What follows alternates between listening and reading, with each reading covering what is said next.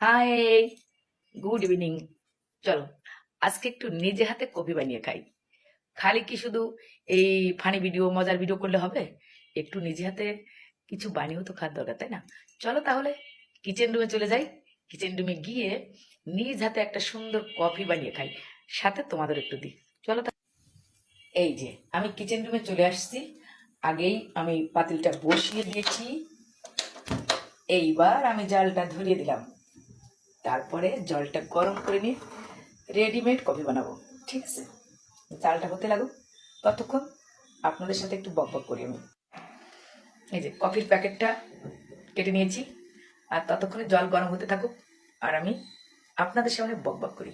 কি ব্যাপার, আমার ভিডিওগুলো কেমন লাগে অবশ্যই একটু কমেন্ট করে জানাবেন।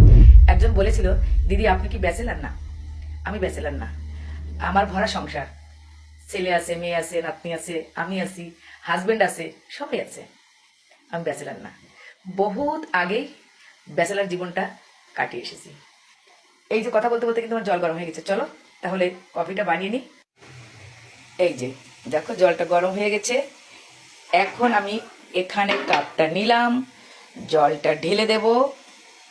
এই যে টক বগিয়ে ফুটে উঠেছে, জলটা নিভিয়ে নিলাম। তারপরে আমি এই যে জলটা ঢেলে নিলাম দুধ কফি। ঠিক আছে, দুধ কফি।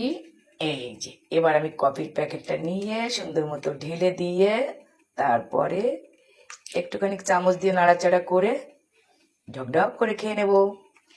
আর এই কফি বানানোর সাথে সাথে আপনাদের সাথে সুন্দর সুন্দর কথা বলে নিচ্ছি আমি।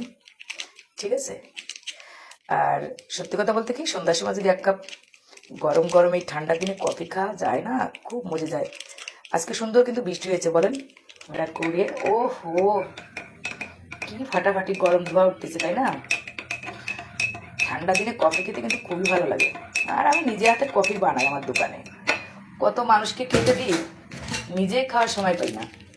আর রয়ে গেছে আমার হাতে কফি খেয়ে সবাই খুব মজা পায়।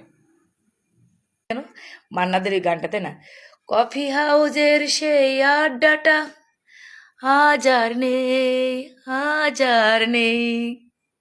এই যে আহা, আমি এর আগে একটুখানি ডাল চানাচুর খেয়ে নিয়েছি। ঠিক আছে, এখন চাটা খেয়ে নিই। এই বৃষ্টির দিনে আমার মতো গরম গরম কফি সবাই বানিয়ে খান।